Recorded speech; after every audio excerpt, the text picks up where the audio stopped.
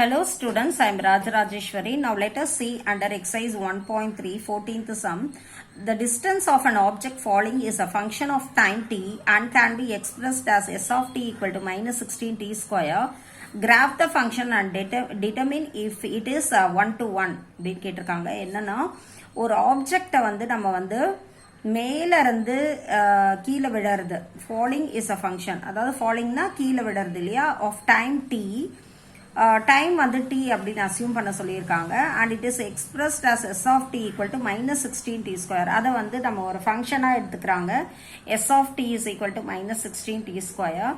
So இந்த ஃபங்க்ஷனை வந்து நீங்கள் என்ன செய்ய போறீங்க, கிராஃப் பண்ண போறீங்க.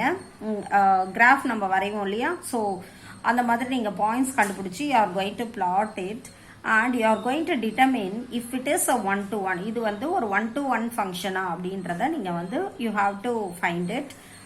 Let us move to the answer. இப்போ இந்த ஃபங்க்ஷன் எழுதிக்கலாம். s of t equal to minus 16t square அப்படின்னு எழுதிக்கலாம்.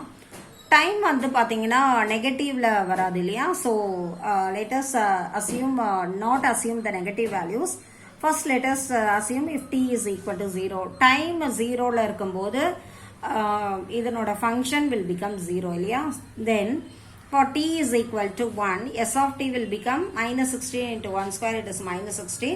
For t is equal to 2, you will be getting minus 16 into 2 square, that is 4. It will give you minus 64. If t is equal to 3, s of t equal to minus 16, 3 square. 3 square will give you 9. 9 into 16 will be getting 144.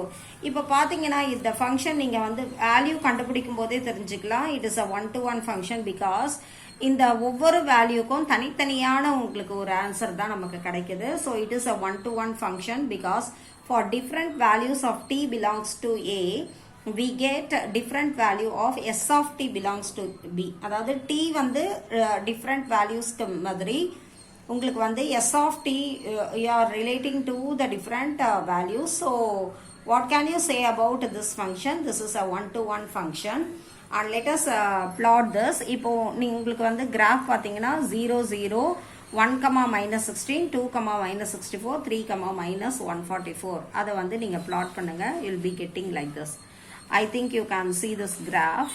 இப்போ பாருங்க நமக்கு எல்லாமே negative values வந்திருக்கிறதுனால நமக்கு வந்து இந்த மாதிரி கிடைக்கும். இது 0 0 then 1 minus 16 then 2 minus 64 and 3 minus 144.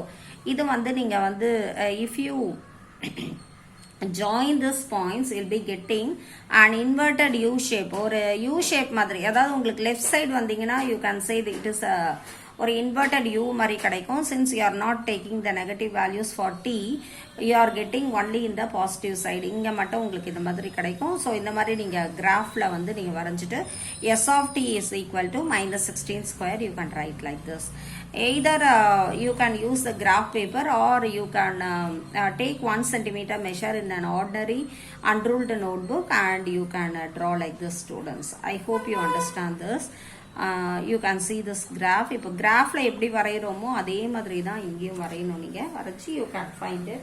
இப்போ இது வந்து since it is a quadratic function, இது வந்து t square இல்லையா, அப்போ t square means it is a quadratic function என்றதுனால you will be getting a curve shape. This is not a linear graph.